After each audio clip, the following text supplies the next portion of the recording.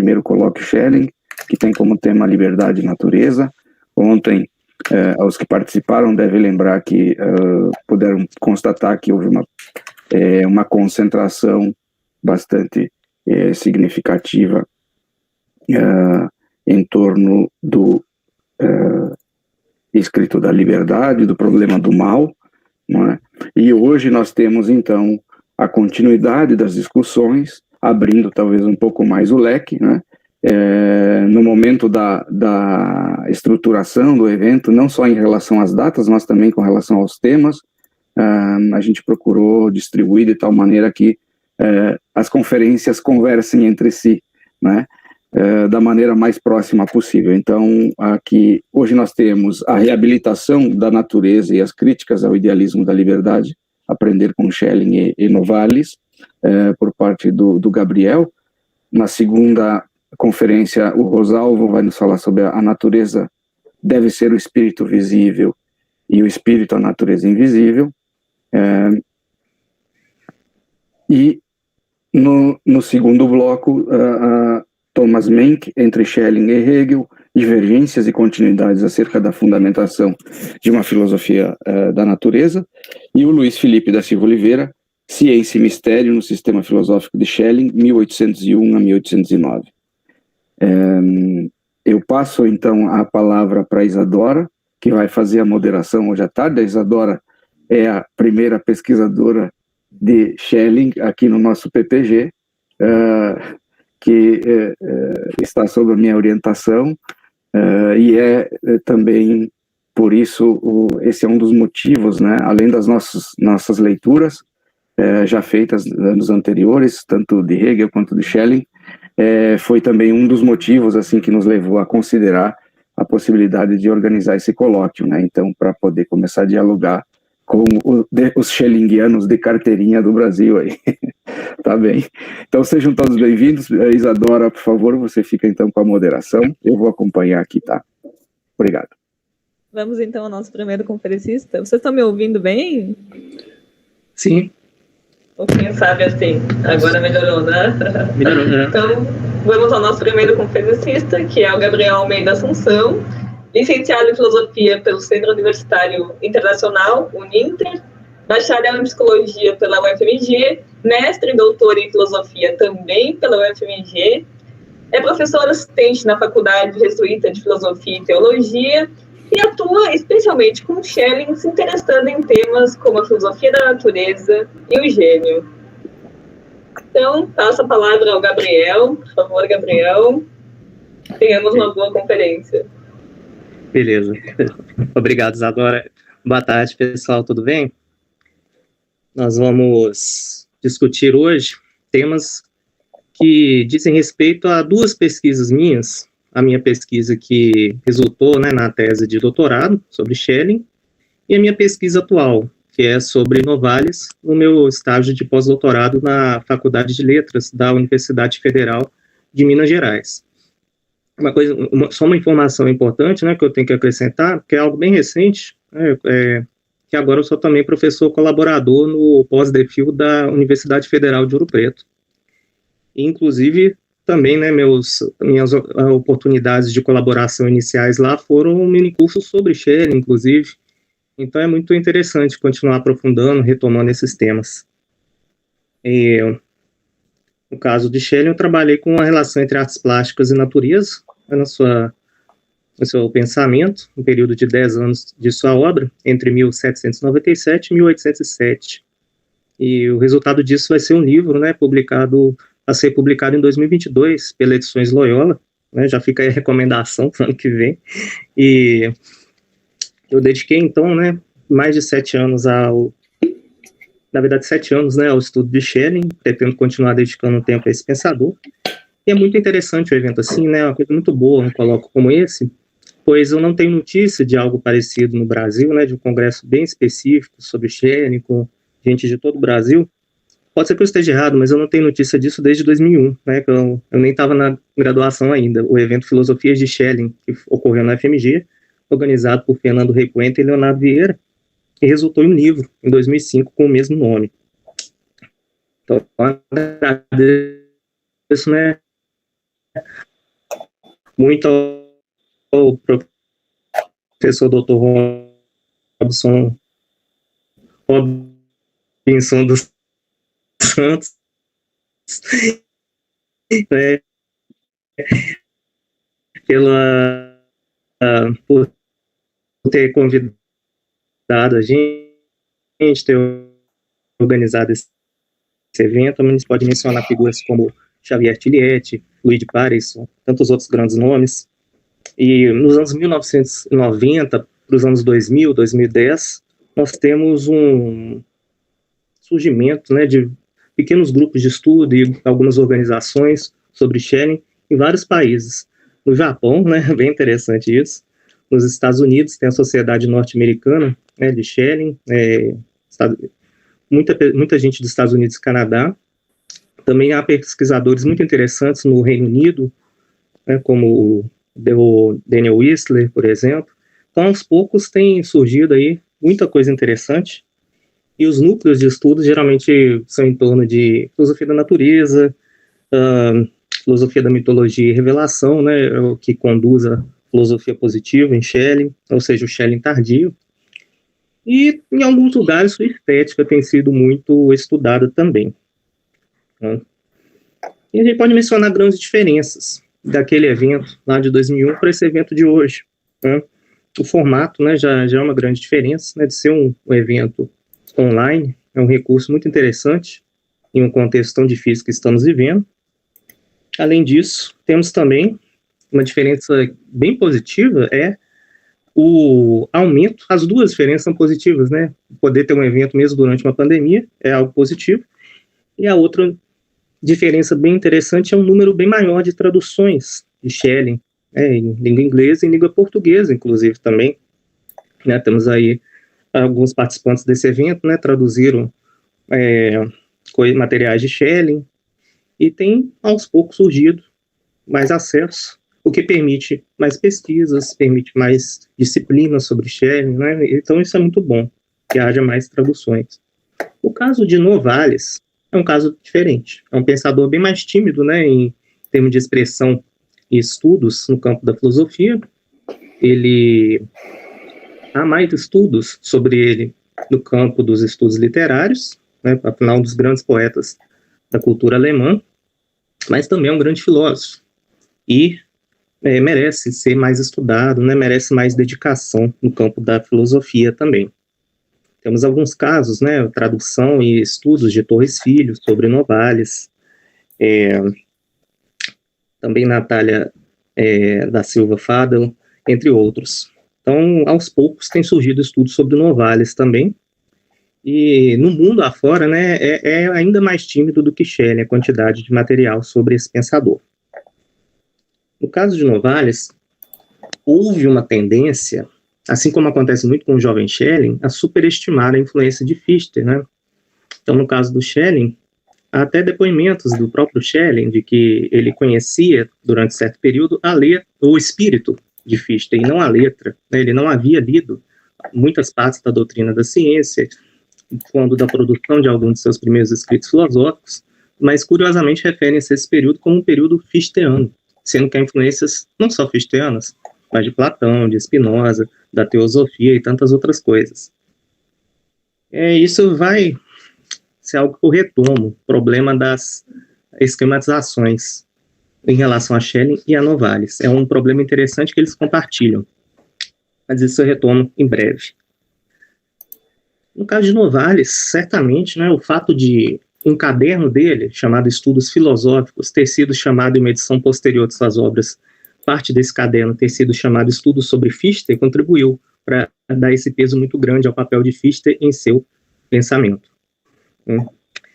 Mas, e essa tendência foi enfatizada, no caso do Brasil, por exemplo, pelo próprio Torres Filho, pelo grande teórico do campo da literatura, né, o Seligman Silva, que tem uma bagagem filosófica interessante, e, um contexto global, figuras como Manfred Frank, por exemplo, e Dieter Heinrich, favoreceram também esse tipo de ênfase no papel de Fichte em Novalis. Felizmente, houve figuras com um olhar distinto, como Frederick Beiser, Delia Nassar e Uerlings, por exemplo. Esses indivíduos trouxeram um olhar, nos fizeram pensar sobre o papel do neoplatonismo na formação filosófica de Novalis. No caso de Schelling também temos vários pensadores, Bayer-Walters, por exemplo, o próprio Beiser, que também reconhecem o papel da tradição platônica no pensamento schellingiano. Mas, aqui no caso de Novalis, é muito importante isso, essa influência do neoplatonismo, porque está diretamente ligada à sua valorização de uma física especulativa, de uma física dinâmica, de uma filosofia da natureza.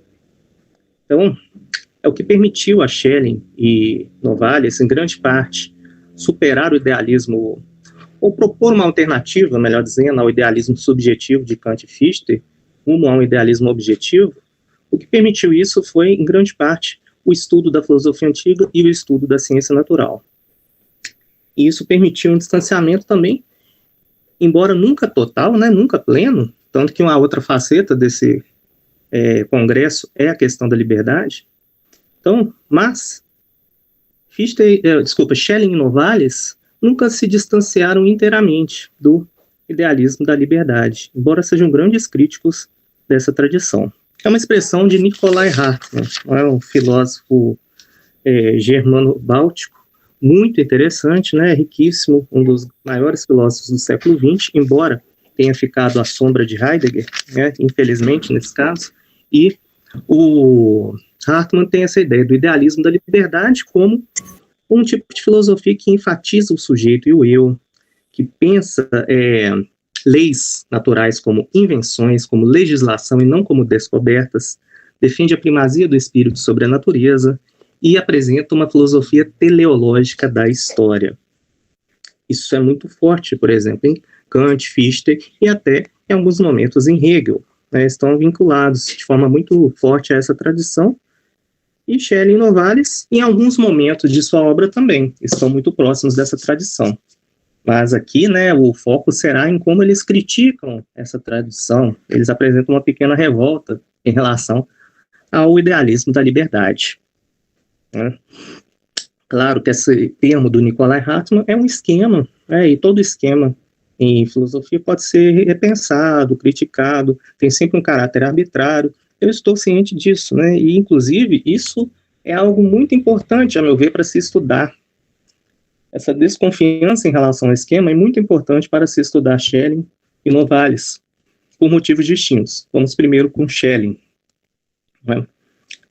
Há títulos de obras sobre Schelling que ilustram o seu caráter multifacetado, plural de sua filosofia, polifônico. Filosofia em Devir, né, do Xavier Tilliette, Schelling, uma filosofia em Devir. Filosofia de Schelling, né, do congresso que eu mencionei há alguns minutos. O termo de Hegel, né, o proteu da filosofia, né, que ele usa para se referir a Schelling, assim como o proteu assume múltiplas formas, o Schelling. E o Fernando Repuente, né, que é um grande conhecedor de Schelling, especialmente Schelling tardio, e foi meu supervisor de estágio, foi meu professor, ele usava muito uma imagem em sala de aula de Schelling como Mercúrio. Né? É interessante isso. Ele escapa, né, de nossas mãos, ele muda de forma, ele não é fácil de se captar, de se reduzir a uma grade conceitual, esquemática.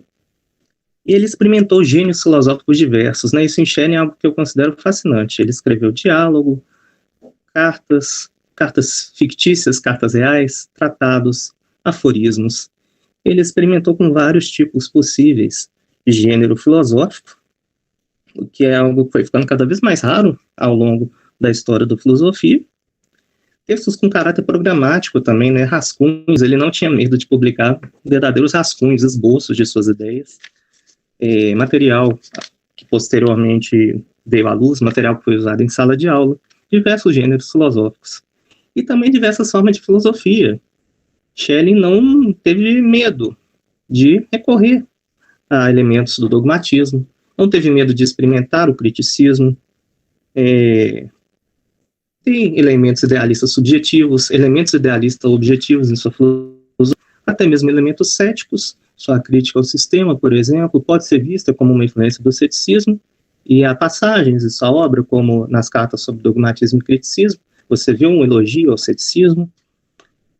Filosofia negativa, filosofia positiva, né? Filosofia para a escola, filosofia para a vida, respectivamente. Então ele experimentou com tudo. É muito difícil, né, defender aí uma unidade no pensamento de Schelling, a meu ver. Ainda que a gente possa tentar fios condutores, eu mesmo fiz isso em relação à estética de Schelling, né? Tentei buscar um fio condutor na ideia de produtividade da natureza e seu paralelo com artes plásticas. Então, a gente pode tentar buscar essas coisas, mas sempre com uma cautela, sempre com um olhar receoso, especialmente quando se trata de considerar essa obra como um todo. É o caso do Erhard, por exemplo, considera a liberdade uma constante no pensamento de Schelling. Mas será, né, que se trata da mesma noção de liberdade? Será que a liberdade discutida, por exemplo, do eu como princípio da filosofia, cartas filosóficas sobre dogmatismo e criticismo, é a mesma liberdade da filosofia da arte, em que Schelling diz que no absoluto há uma indiferença entre liberdade e necessidade? Uma indiferenciação, melhor dizendo? Então essas coisas têm que ser olhadas com muita cautela, né? Nesse ponto eu discordo cordialmente, né, respeitosamente, de ideias como uma intuição fundamental, em Schelling, como eu vi em alguns artigos do Oliveira, que é um colega que está aí hoje, né, e tudo, bons artigos por sinal, mas a chave de leitura que eu sigo vai em outra direção. E uma outra coisa, né, um motivo pelo qual eu não recomendo, né, eu não sigo esse tipo de leitura, embora reconhecendo seus méritos, não recomendo, pois perde de vista esse caráter plástico e multifacetado, praticamente artístico do pensamento de Schelling. O que nos leva a um artista de verdade, né, o Novalis. Esse é ainda mais misterioso e difícil, né, de estudar do que Schelling. Parte do que nos faz reconhecer isso é que ele tem uma obra literária que deve ser levada em conta ao se estudar a sua filosofia, e também o fato de que ele escreveu, né, a maior parte de seus escritos filosóficos são na forma de fragmentos, né, que é aí uma inovação muito interessante dos românticos, dos quais Schelling às vezes faz parte, às vezes não faz. Curiosamente, a meu ver, ele parece mais próximo do romantismo depois do primeiro romantismo, né, ou seja, na sua fase tardia, ele parece mais próximo do romantismo do que quando ele está convivendo com o círculo dos românticos. Mas aqui, né, Novalis escreveu com esse estilo novo, essa outra forma de fazer filosofia chamada fragmentos, que não são como os fragmentos dos pré-socráticos, obra do tempo, obra de vicissitudes, de contingências que fizeram obras se perder com o tempo, com o desgaste. Mas são obras de uma própria época fragmentada, né, como vai pensar o Schlegel, né, o Frederico Schlegel. Então Novalis e Schlegel, entre outros, vão desenvolver essa escrita do fragmento filosófico como uma herança, em parte, dos fragmentos dos antigos, em parte de máximas dos franceses, e em cima disso bolaram algo próprio, muito interessante, né, muito rico e desafiador. Um fragmento de Novalis bem interessante, né, fala que o verdadeiro o leitor, ele é um autor expandido. Essa ideia é muito interessante, eu acho que é uma espécie de metafragmento, né, porque nós continuamos o fragmento, assim como nos diálogos aporéticos de Platão, né, somos nós que continuamos o diálogo, a reflexão. O fragmento filosófico é algo que cabe a nós continuar. Cada fragmento pode ser pensado também como uma espécie de pequeno universo, de microcosmos, que é uma imagem muito importante para Schelling e para Novalis.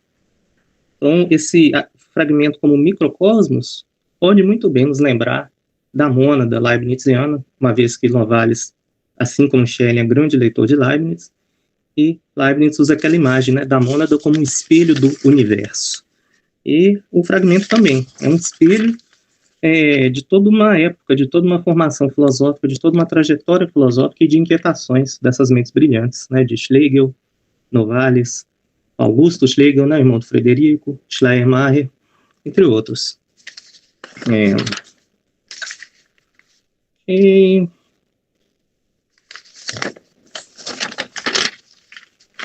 O Novalis, além de ter experimentado com esses fragmentos, né, e que muda muito de posição ao longo da sua própria obra, algo que nos lembra também Schelling, em alguns momentos se mostra muito dualista, muito devoto ali de ideias do Fichte, por exemplo, em outros momentos ele já se mostra muito mais próximo do idealismo alemão tardio.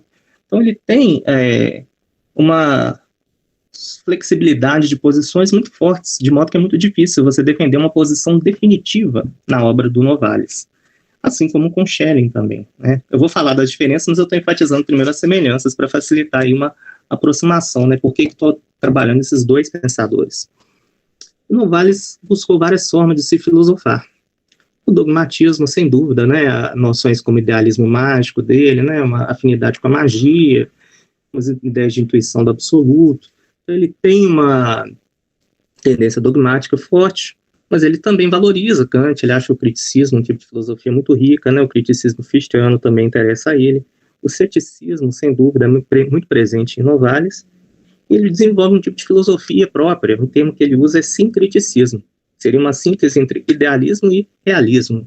Ou, em termos de nomes famosos, né, entre Fichte e Spinoza. Como é coisa que era moda na época, né? A coisa que todo mundo queria fazer. Todo mundo queria juntar Fichte e Spinoza, né? Era um desejo, assim, de comum.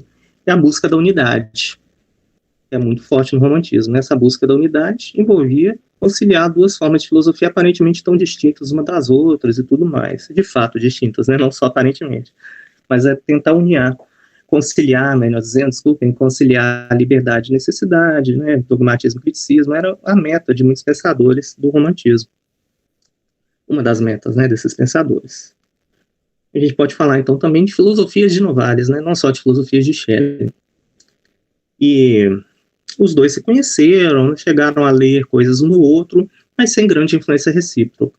Tanto que as filosofias da natureza dos dois, embora compartilhem algumas influências, seguem caminhos bem diferentes.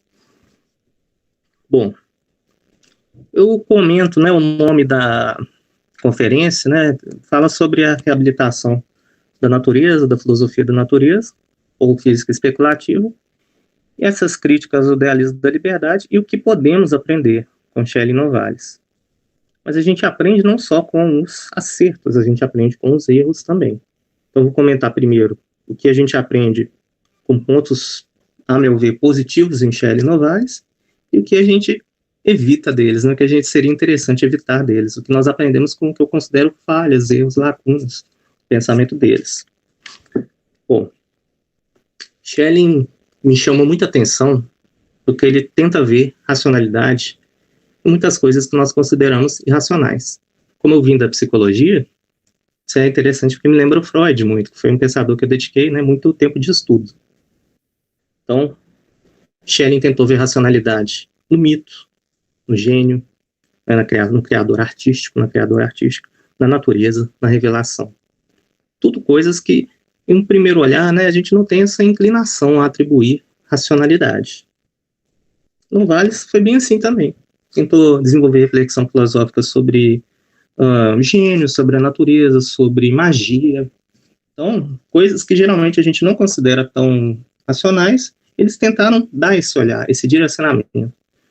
No caso da arte, um papel da criação artística e tudo, é um papel de destaque nessa busca de unidade, nessa busca de uma tentativa de conciliar opostos, de conciliar liberdade e sistema, liberdade e necessidade.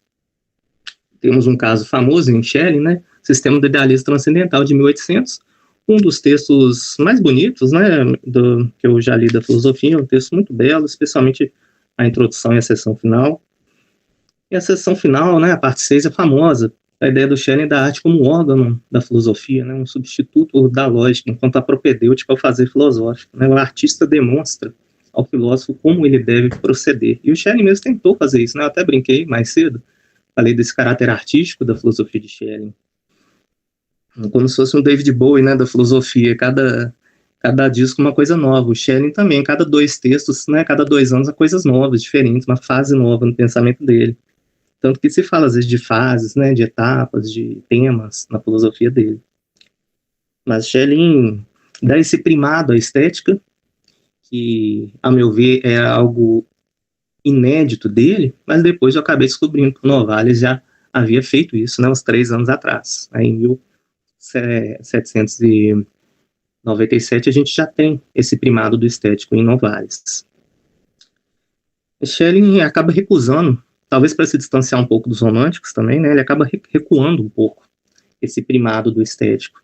a arte continua muito importante na sua filosofia, isso mesmo até na filosofia tardia, na filosofia da mitologia, ele retoma muitas coisas da filosofia da arte, né, especialmente na introdução histórico-crítica à filosofia da mitologia. E o Schelling, ele vai defender que arte, história e natureza são potências do absoluto, são aspectos do absoluto, e os três são igualmente importantes. Então você tem a arte, a filosofia da arte descendo do pódio ali, né? Não é mais a campeã, ela divide o espaço com filosofia da história e filosofia da natureza. E depois Schelling escreve menos sobre estética, mas sempre pontualmente uma coisa ou outra, muitos textos de caráter mais técnico, que ele começa a trabalhar uma espécie de curador, né, de arte. Então ele acaba se dedicando de uma forma mais técnica à arte do que filosófica, especulativa. Embora, como eu disse, né, no final de sua obra, né, caminhando para o final, né, na filosofia da mitologia, temos novamente umas menções bem interessantes à sua estética, à sua filosofia da arte. No caso de Novalis, como eu já disse, entre 1797 e 1799, Novalis viveu muito pouco, né, faleceu bem novo, e ele, em 1801, né, ele falece, curiosamente, ele começou a enfatizar a superioridade da poesia na filosofia, em relação à filosofia, quando estudou ciências naturais. Essa semelhança é uma coincidência muito interessante, né? Alguns intérpretes enfatizam isso, como Nassar e Weiser, por exemplo.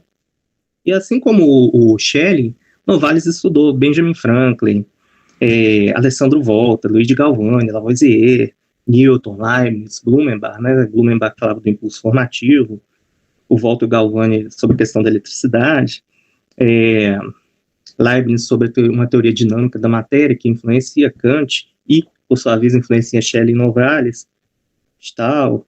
Então, estudaram muitos teóricos da época, e há um volume especial na edição histórico-crítica de Schelling, né, só sobre essas influências científicas, né. Tinha um exemplar lá na biblioteca da UFMG, né, depois da pandemia, quem puder, recomendo conferir. E é muito interessante isso. Essa ênfase no estético está muitas vezes associada no romantismo a uma valorização da ciência natural. Parece haver uma compatibilidade entre essa concepção dinâmica de natureza e uma valorização da estética enquanto algo que sugere ao filósofo como proceder. Uma diferença importante de Novalis em relação a Schelling é que ele dá um peso maior à matemática. Por exemplo, né, ele desenvolve uma espécie de enciclopédia filosófica em forma de fragmentos, uma enciclopédia em forma de fragmentos. Olhem que curioso, não é isso? O nome é Esboço Geral, e essa enciclopédia, né, que é bem anterior à Enciclopédia das Ciências Filosóficas hegeliana, ela coloca hierarquicamente poesia acima, depois filosofia e matemática, e só depois outras ciências. Então a matemática está num par de igualdade com a filosofia para Novalis. Depois que vem física, direito, história, química e outras ciências diversas, né? O Novalis, inclusive, trabalhava com uma espécie de engenheiro de minas, né, da época, então ele trabalhava com a supervisão de minas de sal, e isso, nas horas vagas, ele se dedicava ao estudo da filosofia, e muitas vezes a questão da atividade de mineração aparece na sua filosofia e na sua obra poética, na sua obra literária. Uma coisa interessante que Novalis defende é que o poeta, ele aprende com o filósofo a ver o todo, a ter uma vocação mais conceitual. Então é legal para o poeta também o estudo da filosofia. E o filósofo, por sua vez, quando ele aprende, quando ele busca ser mais artista, quando ele aprende mais a literatura, sobre o fazer literário, ele consegue um acesso ao que a filosofia nem sempre permite acessar, por uma espécie de intuição estética, uma intuição guiada pelo sentimento, na visão de Novalis. E para ele, esse talento poético e filosofia são uma união muito importante, e é o que faltou em Fichte para ele. Para Novalis, né, tem uma passagem interessante na obra dele, em que ele elogia Plotino, que começa a ser uma influência cada vez maior em Novalis, e diz que Plotino é um mestre da linguagem, da arte de experimentar. Quem leu as Enedas, ou alguns tratados das Enedas, sabe que Plotino usa muitas imagens bonitas, fonte, dança, círculo, né, entre outras, luz, e tem uma escrita com algo de poético, embora não tenha escrito em diálogos, né, como fez o seu modelo de filósofo, né? Mas, para Novalis, Plotino é esse mestre da linguagem, e, em relação a Fichte, ele é bem explícito, Novalis, ele diz, Fichte não compreende as hipóstases, ou seja, os níveis da realidade, de acordo com Plotino, né, o intelecto e a alma. Fichte não compreende as hipóteses, né, diz Novalis, faltando-lhe o espírito criador. Então isso é muito interessante, né? Se Fichte e Kant tivessem tido a sensibilidade poética de Plotino, teriam sido os melhores filósofos. A ideia, no fundo, é essa, desse fragmento. Então, e o Novalis se vê como um continuador desse projeto, né? Ele tem uma ambição filosófica grande, tem alguns diários dele em que você vê ele falando, assim, filósofos, algo do tipo filósofos modernos, Kant, Fichte, né, não sei quem, eu mesmo. Então ele coloca, ich selbst, né, eu mesmo. Então ele se valoriza nesse sentido, isso é interessante, ele tem consciência da grandeza do seu pensamento. O Novalis e Schelling têm proximidades ali com uma mentalidade mais século XX, XXI, que estão ligadas a críticas que eles fazem ao idealismo da liberdade. Quais seriam essas semelhanças? Críticas à subjetividade moderna, à valorização da natureza por meio dessa física especulativa, e que está interligado com a crítica à ideia forte de sujeito da modernidade, comum na modernidade, críticas à filosofia como sistema, isso mais em Novalis e no Schelling tardio, embora você veja um pouco disso em algum momento ou outro no jovem Schelling, né? Mas no geral o jovem Schelling está a tendência sistemática mais forte. Mas o Schelling tardio faz uma grande crítica à filosofia como sistema. Essa valorização da natureza, por sua vez, é possível de um diálogo eventual com um pensamento ecológico, né? O romantismo tem uma pegada ecológica, por assim dizer, muito interessante, né? O romantismo alemão. E o próprio Novalis comenta a importância de um Estado cultivar um amor pela natureza. Então tem uma dimensão até pedagógica, ecológica ali, implícita em alguns fragmentos de Novalis.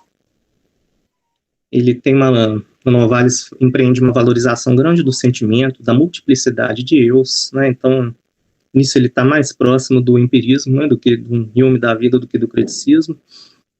Ele chega a falar do eu de Fichte como uma ficção, um Robinson Crusoe, né? Ele fala nesse sentido, né? O eu do Fichte é um Robinson Crusoe.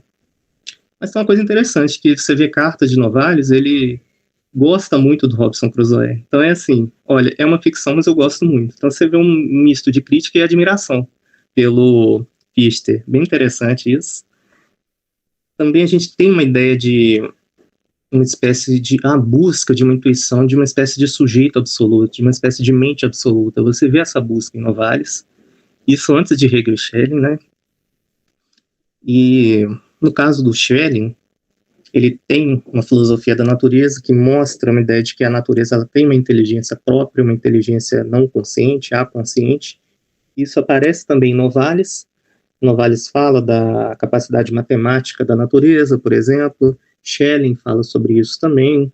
Fala sobre como produtos do reino animal são espécie de precursores da arquitetura humana, né? Os recifes de corais, os ninhos, os formigueiros, são uma espécie de inteligência adormecida da natureza.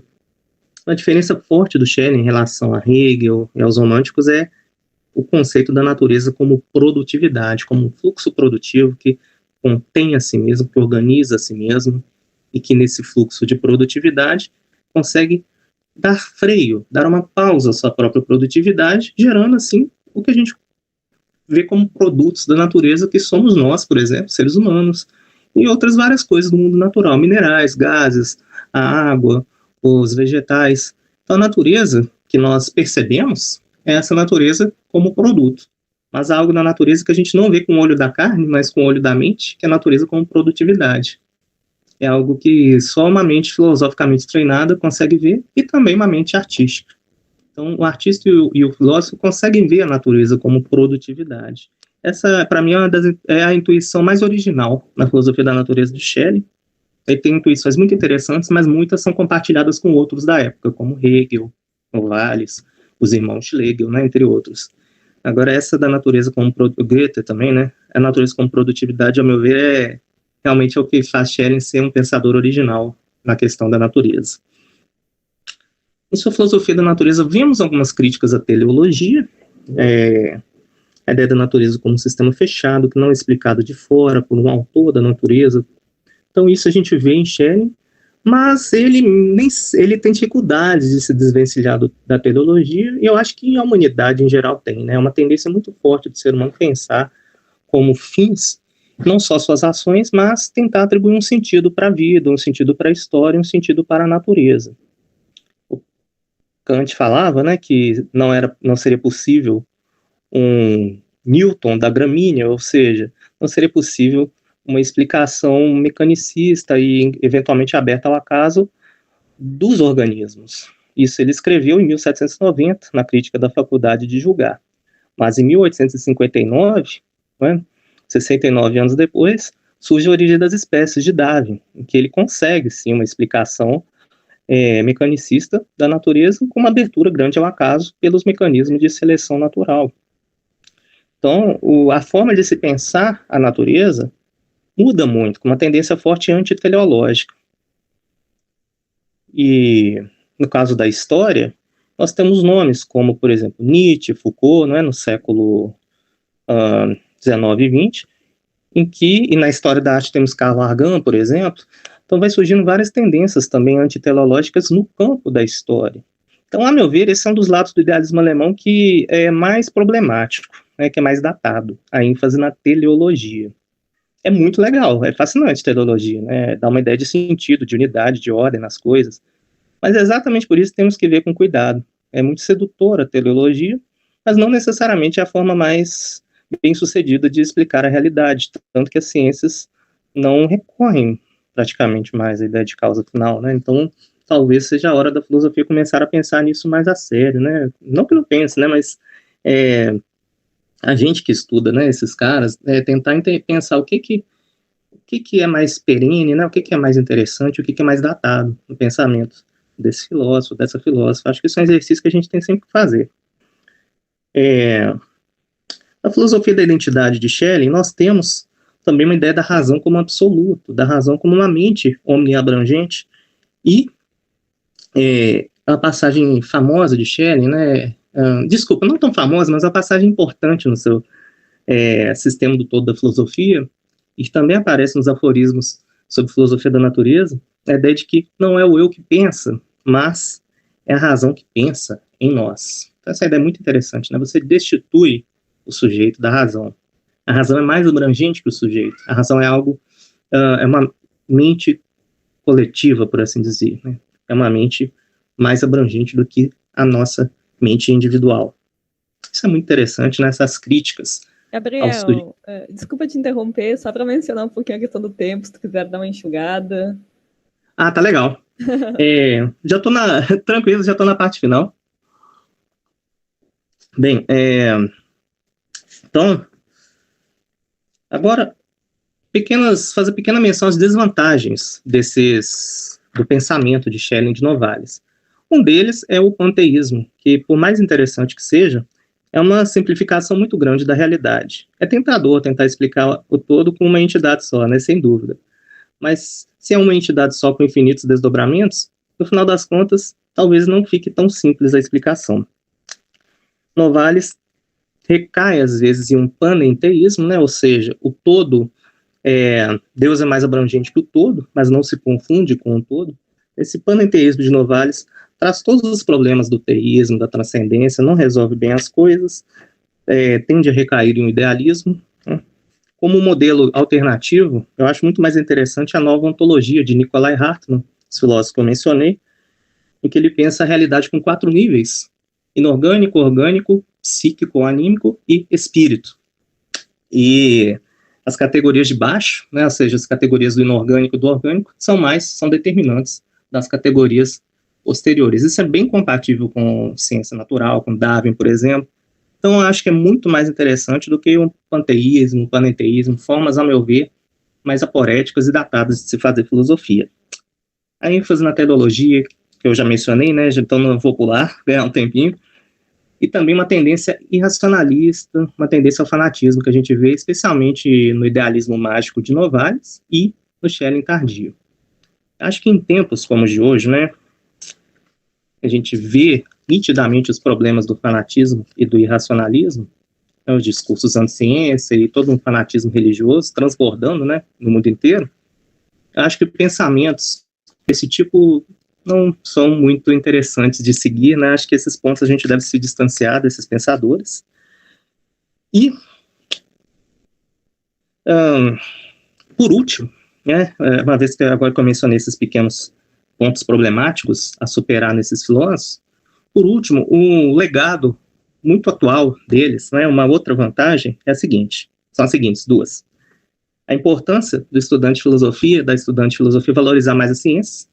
A gente vê muito, assim, né, na formação de estudantes de humanas em geral, já convivi muitos anos, né, com estudantes de humanas, a tendência a desvalorizar a ciência, porque é determinista e não sei o quê, né, acho que tem que levar essas coisas mais a sério, e não necessariamente você, mesmo sendo determinista, você não necessariamente tira a liberdade, a responsabilidade moral das pessoas, né, estoicismo e Spinoza mostram muito bem isso, e a valorização da filosofia nacional, da produção nacional, isso é algo que Schelling e Novalis fizeram, e também fazendo isso em conjunto, né, a ideia de filosofar junto, da sim-filosofia dos românticos. Então esse é um legado importante deles, né, o Colloquio é uma ótima iniciativa nesse sentido, aí novamente eu dou meus parabéns, e a valorização da filosofia local, que eu acho muito importante, né, eu já li muitos artigos sobre Schelling ao longo da minha vida, né, artigos nacionais, e muitas vezes não citam pensadores brasileiros, né, a gente não é obrigado a concordar, né, eu mesmo, muitas vezes que eu cito, eu discordo, inclusive,